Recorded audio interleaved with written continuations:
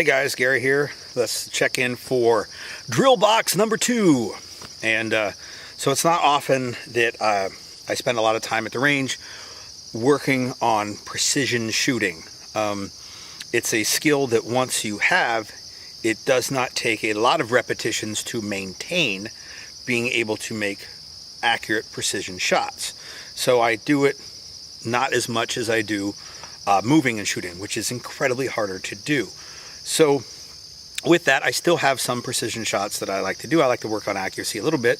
So I do it once in a while. I do it with 45 rounds. And I do it on this small dot drill. And the idea behind this drill is that at 3 yards, and if you're doing it pretty easy, you can move it back to 5 yards, you're going to do 1 round in each one of the top dots, 3 rounds in each of the middle dots, and 5 rounds in each of the bottom dots for a total of 45 rounds. When we do this at class, sometimes people will shoot it clean and we have a tiebreaker. So then the tiebreaker is the shield. We try to shoot just the black part of the shield to see if that'll make a good tiebreaker. If there's still a tiebreaker, we'll shoot the staples out of the corners, but that doesn't happen often enough for us to really worry about. So with that, the reason that this dot is the size that it is because your front sight covers a certain amount of target at different distances.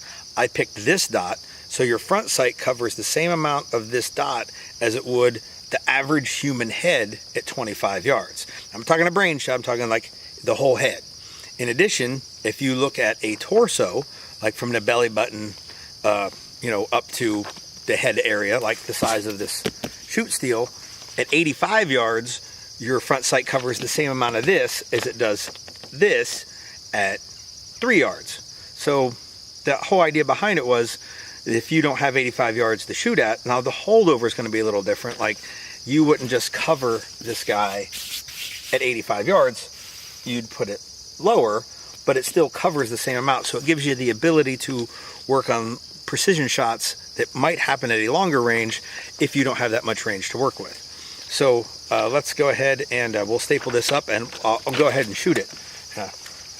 Use my DeWalt carbon fiber stapler. This is the best fucking stapler ever made.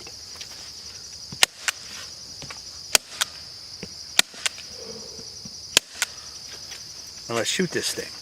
Sound good?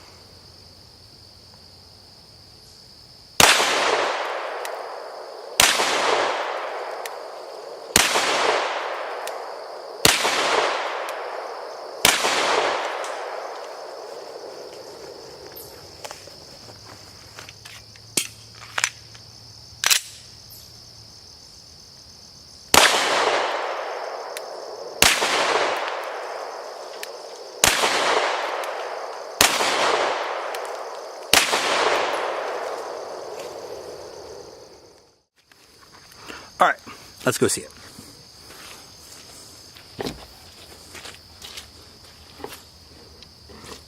As you can see, I fucked around trying to shoot staples too.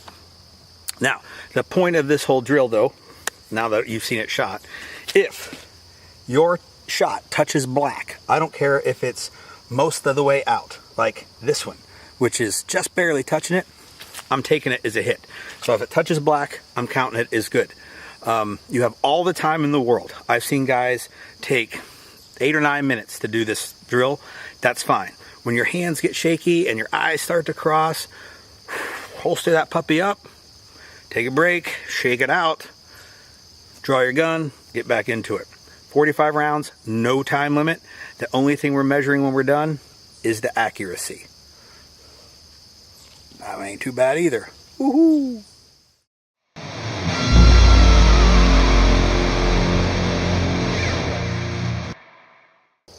Let's go with a tiebreaker. It'll probably be a miss.